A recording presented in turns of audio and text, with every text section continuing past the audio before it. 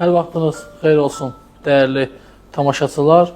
Bugün Cənubun Səsinin qonağı uzun illər kənd təsərrüfatı inkişafına, dövlət xidmətinə, elmi fəaliyyətinə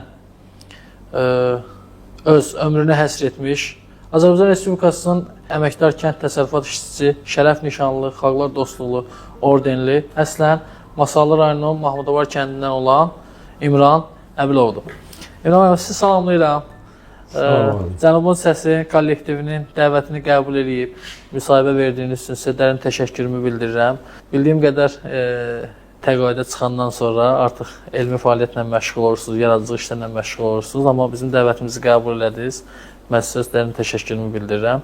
Buyurun İmran müəllim, izləyicilər, sizin belə təqdimata ehtiyacınız yoxdur. İmran Əbilov Respublika səviyyəsində tanınan bir ziyalıdır. Yəni də izləyicilərimizə özünüzü təqdim edin. Çox sağ olun. Mən də təşəkkür edirəm. Məni deməli dəvət etdiyiniz üçün bu müsahibəyə. Siz əsasən dediniz, mənim bütün ömrüm kənd təsərrüfatına həsr olunub. Əsas o dövrdə, 1-ci Qarabağ müharibəsi dövründə də 3 il Qarabağ o təşkilat komitəsində mən iştirak etmişəm. Ondan sonra Respublikada müxtəlif vəzifələrdə çalışmışam. Axırıncı iş yerim Nazirlər Kabineti olub. Oradan da təqaüdə çıxmışam. Və təqaüdə çıxdığım dövrdə mən belə durub oturmamışam. 3 kitab yazmışam. O memuarlardır. Bir kitabım isə ixtisasım haqqında olub. O institutlar üçün dərslik vəsaiti kimi istifadə olunur. İndi də Azərbaycanda deməli camışçılığın vəziyyəti haqqında o kitabda deməli qeyd olunur. Respublika bu dövrdə Respublika Ağsaqqallar Şurasının idarə heyətinin üzvü olmuşam. Orada yenə rayonlarda müxtəlif tədbirlərdə iştirak etmişik. Sonra Respublika Veteranlar Təşkilatının indi rəyasət heyətinin üzvüyəm. Bugünə qədər də orada iştirak edirəm. Gənclərlə onların vətənpərvərlik ruhunda tərbiyələndirilməsi işində iştirak edirik. Nə lazımdırsa, bizim əlimizdən nə gəlirsə onu eləyirik. Çox gözəl. Yəni, mən faal həyat keçirmişəm, indi də. Həm mətbuatda, düzdür, televiziyalarda o qədər getməmişəm. Amma radioda olub, hər il Ulu Öndər haqqında, onun istər doğum günündə, istərsə də o Ulu Öndərin rəhmətə getdiyi günlərdə onun haqqında mənim Respublika qəzetlərində məqalarım var, böyük məqalar. Onunla mənim görüşlərim, onun bəzən hələ çox deməli adamların onlara məlum olmayan gözəl xüsusiyyətləri haqqında. Mən elə ola gələcəkdim. Bizim üçün də maraqlıdır. Mən elə biləm izləyicilərimiz üçün də maraqlı olar. Ümumi lider Heydər Əliyevlə görüşlərinizdən, xatirələrinizdən biraz danışasınız. Məsələn, bax, bu Respublika qəzetidir. 9 may 2025-ci ildə mən orada məqalə vermişəm. Belə bir deməli Respublika qəzeti yəqin görərsiniz. Məqalə belədir ki, o həmişə bizimlədir. Orada mən onunla görüşlər barədə vermişəm. Onunla görüşümüz iş əsnasında olurdu. Bütün söhbətlər işlə əlaqədar, Respublikanın inkişaf etdirilməsi məsələlərinə dair olurdu. Məsələn, mən maldarlıq sahəsinə baxırdım. O dövrdə də Azərbaycanda o sahə çox geridə idi. Ulu Öndər rəhbərliyə gələndən sonra biz başladıq o sahəni inkişaf etdirməyə. Məsələn, rayonlara biz gedirdik müşavirələrə, rayonlar arası müşavirələr olurdu, kənd təsərrüfatına dair.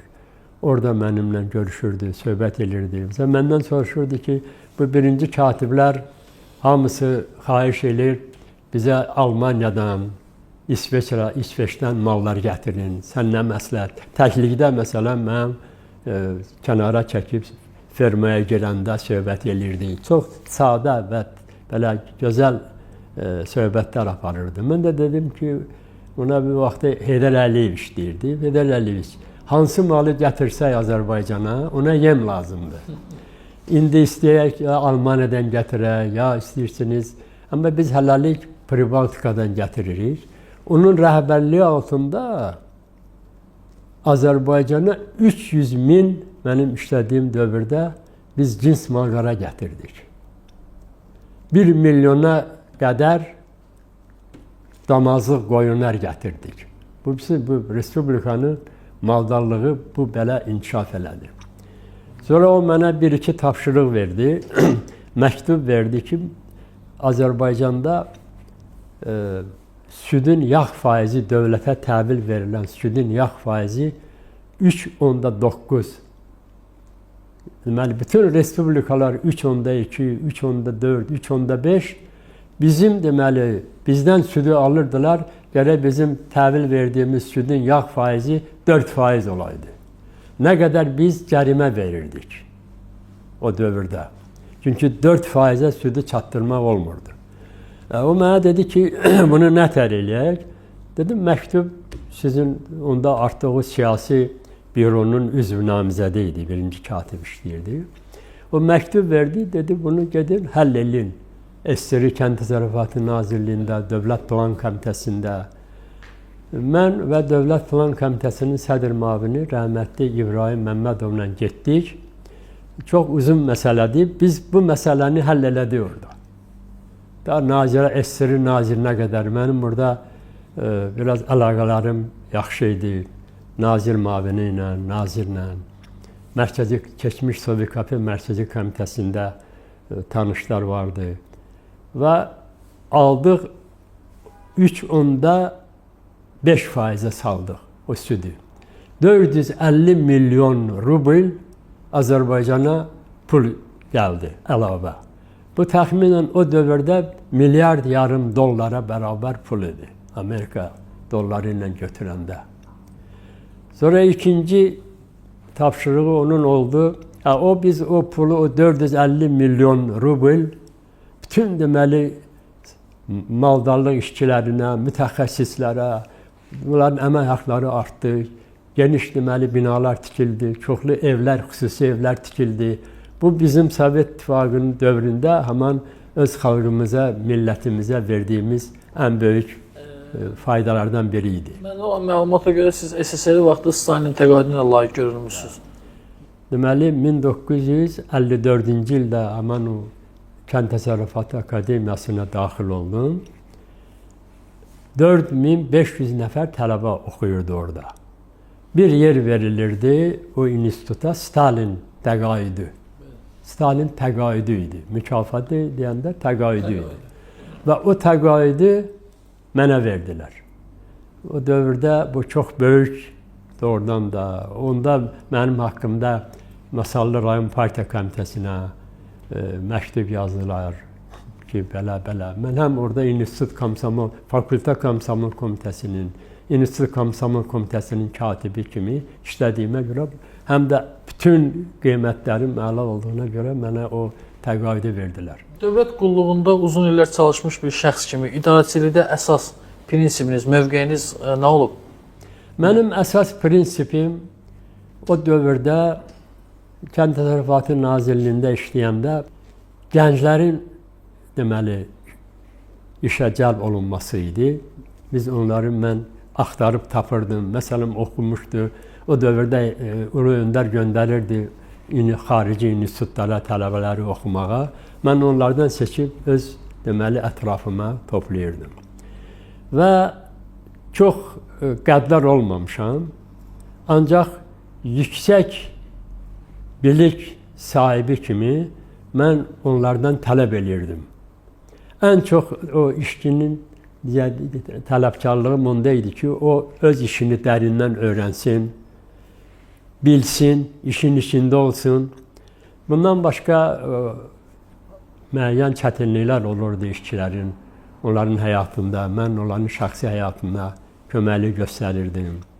Ən əsası da o idi ki, Ulu Öndərin bizdən tələb etdiyi, deməli, təmiz işləmək, sağlam işləmək, dövlətə, ulu öndərə ləyaqətlə xidmət etmək, öz xalqımızı sevmək, millətimizi, xalqımızı sevmək və bacardığımız iş sahəsində oranı irəli aparmaq. 200-dən çox elmi, publisist məqalələrin, bədii əsərlərin müəllifisiniz. İstəyərdim bu sahədə olan fəaliyyətinizdən biraz danışasınız. Məqalələr çoxdur. Əsas kənd təsərrüfatı sahəsində olub. Böyük deməli Azərbaycanda heyvandarlığın inkişaf etdirilməsi yolları haqqında 5 illik mənim deməli kitabım var. O monoqrafiyadır. Deməli o keçmiş dövrdə 1975-80-ci illər üçün proqram vermişdim. Ondan başqa deməli gündəlik məqalərim olurdu. İstər ittifaq miqyasında, beynəlxalq aləmdə də mənim məqalələrim vardı. Mən ümumi dünya o vaxtı Buffalo cəmiyyəti yarandı Misirdə camışçılıq haqqında. Orada deməli komitə yarandı. Mən o komitənin daimi komitənin üzvüyəm bu günə qədər. Müəyyən indi də məktublar gəlir, əlaqələrlə var onlarla. Sonra Azərbaycanda camışçılığın inkişaf etdirilməsi haqqında mənim məqalələrim var, böyük məqalələrim var. Və son vaxtlarda kitabım çıxdı institutlar üçün.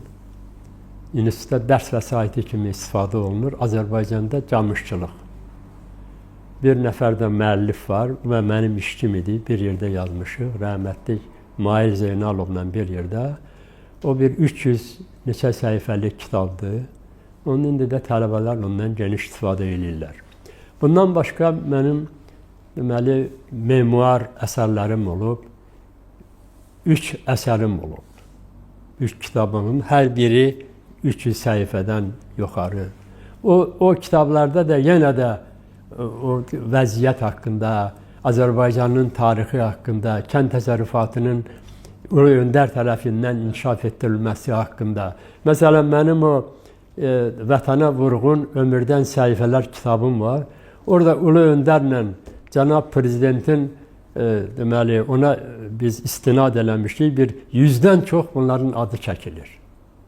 Və eyni zamanda Ulu Öndərin gördüyü işlər haqqında orada mən məqalələr vermişəm. Sonra cənab prezidentin deməli İlham Əliyev cənablarının prezident seçildiyi dövrdə böyük bir deməli mənim orada məqalələrim olub ki, biz həqiqətə səs verək belə bir səhifə altında böyük bir deməli o kitabın demək olar bir 15 səhifəsi ona həsr olunub.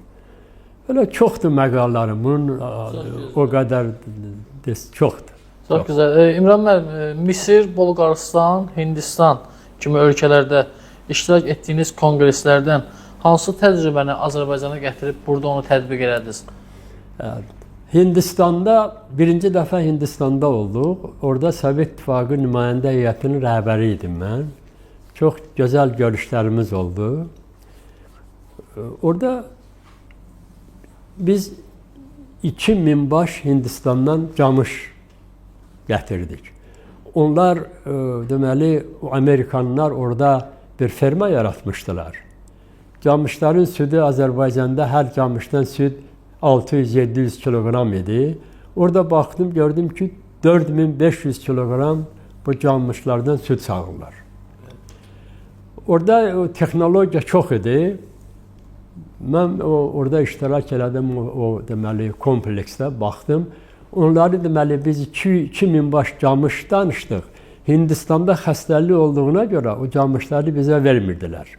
Daha doğrusu SSR Kənd Təsərrüfatı Nazirliyi razılıq vermirdi. Mən Bolqaristanla danışdım. Orada dostlarım vardı. Camışları gətirdilər Bolqaristana. Düzdür, biraz xərc tələb elirdi. Və Bolqaristandan gətirdi Şəki rayonuna. Şəkidə Daşüz camışçılıq savxozu var idi.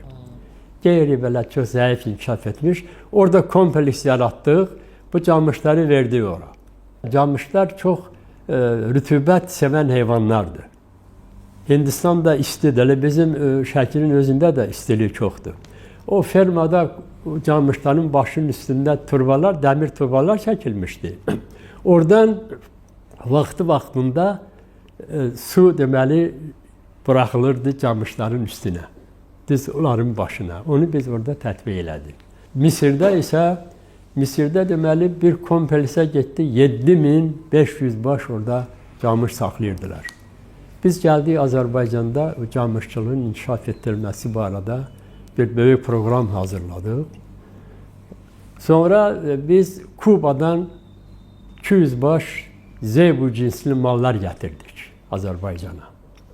Onu verdik Lerik rayonunda bir rəhmətlik Şiriyev, indi yoxdur, rəhmətə gedib, savxoz direktoru idi Ataxan Şiriyev. Onun savxozuna verdi. Orada bütün SSR-dən gəlib orada Orta Asiyadan, SSR-nin başqa respublikalarından, Gürcüstandan gəlib oradan deməli onlar nümunələrə götürürdülər. Orada yaratdıq. Biz çox iş görmüşük.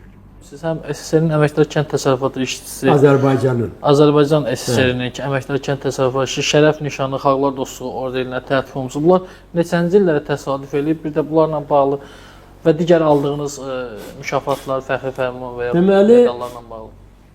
1965-ci ildə Masallıda şərəf nişanı ordeni aldım. Sonra 69-cu ildə Bakıya gəldim. Orada da Ulu Öndərin dövründə şərəf nişanı ordeni aldım. Sonra yenə Ulu Öndərin dövründə 72-ci ildə Xalqlar Dostluğu ordenini aldım. Çoxlu o vaxtı kənd təsərrüfatı, Ümumi İttifaq kənd təsərrüfatı sərgisi vardı. Onların deməli çoxlu medallarını aldıq, gümüş, qızıl, diplomlarını. Sonra yubiley medalı aldım o vaxtı SSR-nin, yenə Ulu Öndərin vaxtında. Ondan sonra deməli əməkdarlığı 1980 deməli 2-ci ildə aldım. Sonra Ulu Öndər Moskvaya gələndən sonra yenə də mən işləyirdim. O maraqlanırdı elə bizlə kimlər işləyir, nədir. Məsələn, mən onun yaddaşı haqqında yazmışam qəzetdə. 1982-ci ildə getdi o Moskvaya. 1993-cü ildə prezident oldu Azərbaycanda. 11 il keçmişdi bu aradan. Məsələn, mən çox vaxt rayona gedəndə bəzi tanışlar heç mənə artıq yaşdaşmışıq, yaş keçib, saç ağarıb, çoxu mənə bəzən tanımırdı. Amma 93-cü ildə, 94-cü ildə Gürcüstandan nümayəndələr gəldi Azərbaycana. Mənə də onları qarşılamaq üçün cəlb elədilər. Onda mən Quşçuluq Dövlət Şirkətində vitse-prezident işləyirdim. Ulu Önderin göstərişi ilə mən onlarla deməli iştirak elədim və bizi qəbul elədi. Biz indi otaqda onun dayanmışıq cəriyə ilə Gürcüstan nümayəndələri və Azərbaycanın nümayəndələri. 5 nəfər bizik, 5 nəfər də onlar. Mən lap axırda dayanmışdım, çünki vəzifə etibarilə ən aşağı vəzifə məndə idi. Bakı Şəhər Sovetinin sədri idi, bir Milli Məclisin deputatı idi, sonra bir nəfər yenə deputat idi. Və bunlarla görüşdüm, mənə çatanda dayandı belə, sifəti belə tündləşdi. Mən dedim, yəqin, mən narahat oldum ki, bu yəqin deyib ki, bunu niyə çağırmışsınız da bura. Sonra gülə-gülə, Əbilov sənsən, bu məni tanıdı, familiyamı çağırdı. Deməli, bu adamın yaddaşına baxın ki, 12 ildən sonra bu səni familiya ilə çağırır. İndi mən özüm baxıram, hələ çox qohumların adı, familiyaları yadımızdan çıxır. Bunun yaddaşı çox güclü idi. İclaslarda qaldırırdı bir nəfəri, söhbət, məsələn, vəziyyəti danış. Görürdü ki, bu o qədər də işin içində deyil. Daha onu çox şey eləmirdi orada, sıxışdırmırdı. İşi biləni qaldırırdı. Dur, Görüm, sən nətər buna baxırsan? O adamı utandırırdı ki, bax, sən hazır vəziyyətdə gəlməmisən. Bax, bu kişi bu sualı yaxşı cavab verdi. Belə xüsusiyyətlər çox idi onda. İşçinin, hətta işçi vəzifədən çıxandan sonra da onun həyatı ilə maraqlanırdı. Hardadır, nə işdir, necə? Məsələn, mənim qardaşım Şirvan Abelov Naxçıvanda onun yanında olanda, o biləndə ki, bu mənim qardaşımdır, Şirvanı tanımırdı. Şirvan savxıl direktoru işləyirdi Masallıda, kənd muamıda var da. Gəldi bura, buradan göndərdik onu, getdi onunla görüş və o Yeni Azərbaycan Partiyasının təsis qurultayında Şirvan getmişdi. Onda soruşur ki, İmran hardadır, nətərdir indi? Gələn kimi o məni dəvət elədi və Nazirlər Kabinetinə məsləhət gördü, mən orada işlədim. Yəni, Ulu Öndər diqqətlidir. İndi bizim cənab prezidentimiz artıq dünya liderləri səviyyəsindədir. Elə bir, belə atanın, belə də oğlu olar. Bunu başqa cürə daha biz bundan gözləmək mümkün deyildi. O artıq Heydər Əliyevin qoyduğu yolla gedir və o yolu o qədər inkişaf elətdirib ki, artıq bütün dünya Azərbaycanda görülən işlərə heyran qalır.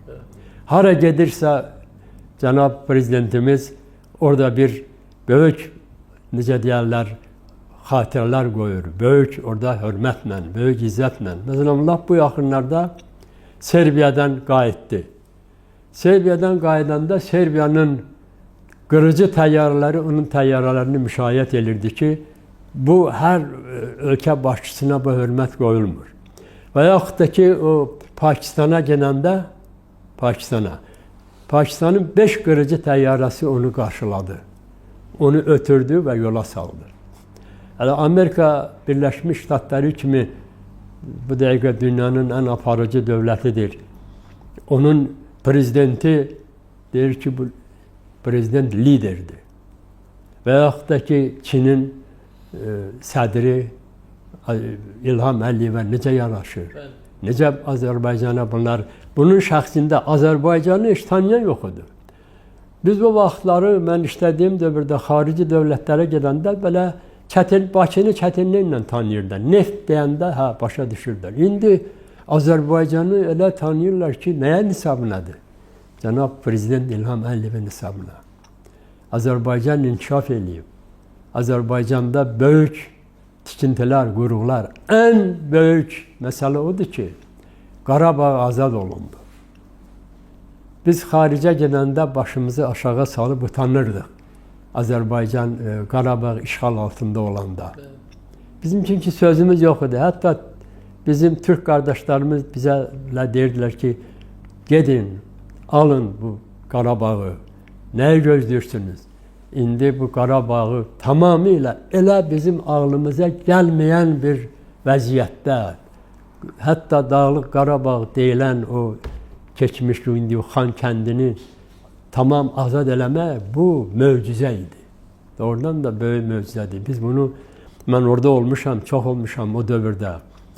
Ora o qədər, ora kök salmışlar o həm xaricdən. Qarabağ müharibəsi iştirakçısınız da. Bəli, birinci Qarabağ müharibəsi veteranıyam, həm də iştirakçısıyam. Orada 3 il orada olmuşam. Orada biz böyük işlər görmüşük. Bax, o Qarabağı azad eləmək, indi Qarabağda bu quruculuq işlərini aparmaq, bütün respublikalar, Türk dövlətləri, başqa respublikalar gəlib orada bizdən, deməli, bizə baxıb işimizə heyran qalıblar, köməkli göstərirlər. İmran müəllim, istəyərdim övladlarınızdan, onların aldığı təhsillərdən bir kiçik də olsun. Mənim, deməli, 4 övladım var, 2 qızdır, 2 oğlandır. Böyük qızım həkimdir. İndi işləmir. Onun yoldaşı da, o da alimdir. İndi Energetika Nazirinin müavinidir. Oradadır, mənim kürəkənimdir. Onların 2 uşaqları var. Biri mənim nəvəm Nazirlər Kabinetində işləyir, hüquq şöbəsində. bir qızla deməli şirkətdə işləyir. Orada məsul vəzifədədir. Oğlum, böyük oğlum Gəncədə Texnologiya Universitetini qurtardı. İndi Dövlət Əmlak Komitəsi xidmətində, qabaq komitə idi, indi xidmətdə orada işləyir. 25 ildir orada işləyir. Onun da 2 övladı var. Bir qızım o universitetin kimya fakültəsini qurtardı. İndi Türkiyədə Ərdədir. Orada şirkətdə, böyük şirkətdir. Orada kənd təsərrüfatı ilə məşğul olan şirkətdir. Sizin sahənizdə? Bizim sahədir. Biraz mexanizasiya sahələridir. Orada işləyir. Yoldaşı da hərbiçi idi, mayor idi. Yəni bizim dillə, bizim vəziyyətlə götürsək, indi təqaüddədir. O da indi işləyir. İkisi də oradadılar. Onların da 2 uşaqları var. Bir nəvəm Almaniyada oradadır, işləyir. Çox yaxşı vəziyyətdədir, yaxşı yerdə işləyir. Bir nəvəm isə orada Türkiyədə, Antalyada oxuyur institutda, 2-ci kursdadır.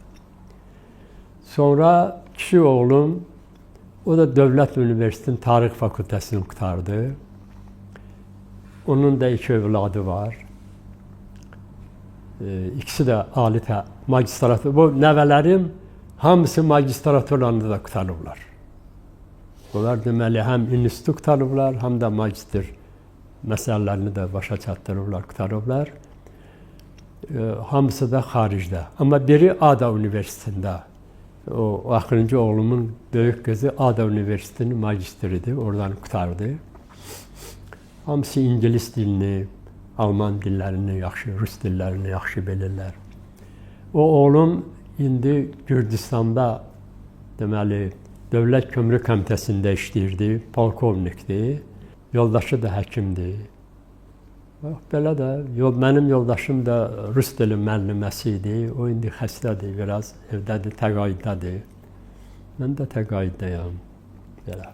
Çox gözəl. İmam müəllim, son olaraq maraqlı müsahibəyə görə birinci növbədə təşəkkür edirəm. Son olaraq Cənubun səsinə arzularınızı, Cənubun səsini bilirəm ki, izləyirsiniz. İstəyirdim ki, Cənubun səsi ilə bağlı fikirlərinizi. Ümumiyyətlə, bütün Respublikanın rayonlarında çox olmuşam. Bütün kəndlərini demək olar ki, vəzifəmlə əlaqədar gəzmişəm. O Azərbaycanın çox rayonlarının, kəndlərinin xəritəsini də belə xəyali çəkirəm arada. Əlbəttə, ən çox mən indi bu dövrdə Cənub bu sizin verilişlə çox maraqlanıram. İnternetdə bütün o sizin adamlar haqqında, istər müəllimlər haqqında, ziyalılar haqqında, həkimlər haqqında, o adamların hamısının tərcümə halını mən oxuyuram. Və bu doğrudan da çox böyük təşəbbüsdür. Bu Masallı rayonu üçün çox böyük hadisədir. Onlar sizin qədrini, qiymətinizi bilməlidirlər, yəqin ki, bilirlər də. Çünki Masallı da indi rayon icra hakimiyyətinin başçısı çox böyük hörmət qazanıb. Xalq arasında, ziyalılar arasında. Hələ mənim öz qəlbimdə də ona çox böyük məhəbbətim var. Düzdür, azad görüşürük. Mən rayona gedib bir günə yoldaşım xəstə deyib qayıdıram. Amma həmən o icra başçı kimi də mən elə bilirəm ki, sizi qiymətləndirir, sizə bu şəraiti yaradıblar. Ona da təşəkkürümü bildirirəm. Arzum odur ki, siz həmişə bu fəaliyyətinizi davam etdirəsiniz. Görkəmli adamlarımız haqqında o məlumatları verəsiniz. Maraqlı burasıdır ki, siz kimin haqqında, o keçmiş adamlar haqqında yazırsınızsa, mənim onlarla görüşlərim olub. Çoxunu yazmağa utanıram ki, deyim ki, mən bununla görüşmüşəm, mənim qonağım olub. Yəni, belə keçmiş adamlar haqqında mənə çox maraqlı olur. Mənim o kitabımda Masallının keçmiş təsərrüfat rəhbərləri haqqında çox maraqlı orada yazılar var. Qani Əmir Aslanov, Əli Hüseyn Hüseynov, Əliağa Əliyev, Xalıq Qurbanov, Böyüağa Baxşov, Ayaz Sadıqov, Səlimov haqqında, İbrahim Səlimov görkəmli şəxsiyyət idi. Bunlar haqqında Ali Panah Abiyev, bunların hamısının haqqında mən orada yazmışam. Yaxşı olar ki, onları da biz, onların haqqında da, onların hər biri bir rayona rəhbərliyə qabiliyyəti olan adamlar idi. Çox gözəl belə təsərrüfat rəhbərləri idi. Arzum odur ki, bu işi davam etdirəsiniz. Biz o yaşlı adamlardan da nə lazımsa biz həmişə kömək eləməyə sizə hazırıq. Təşəkkür edirəm. Mən deməli bu yaxınlarda düzdür, Respublika Ağsaqqallar Şurasından oradan uzaqlaşmışam. Onlar mənim yubileyimi çox yüksək səviyyədə keçirdilər. 90 illik yubiley. 90 illik, bəli. Mənə deməli çox gözəl ünvan göndərmişdilər. Mənə çox təsir edici oldu da oradan da o. Hədiyyələr, fəxri fərman. Türk Ağsaqqallar Cəmiyyətinin mənə fəxri fərmanı oldu. Türk Ağsaqqallar Bəli, birliyinin. Ondan sonra Respublika Kənd Təsərrüfatı Nazirliyinin mənə birliyi oldu. Azərbaycan Müdafiə Nazirliyinin 2 dəfə məndə fəxri fərmanı, bu son dəfə də fəxri fərman verdilər. Beynəlxalq Veteranlar Təşkilatı var Moskvada. Onun fəxri fərmanını mənə verdilər. Respublika Veteranlar Təşkilatının deməli mənim yubileyimi geniş qeyd elədilər. Buna görə mən təşəkkür edirəm hamıya, sizə də o internetdə müəyyən qədər verdiniz. Sağ olun. Çox sağ olun. Dəyərli dostlar, bugünkü müsahibimiz Cənubun Səsi təqdim edir onları tanıyan rubrikasının qonağı Azərbaycan Respublikasının əməkdar kənd təsərrüfat işçisi, şərəf nişanlı, xalqlar dostluğu ordenli, Masallı rayonunun Mahmudavar kəndindən olan İmran müəllim Əbilov idi. Diqqətinizə görə təşəkkür edirəm.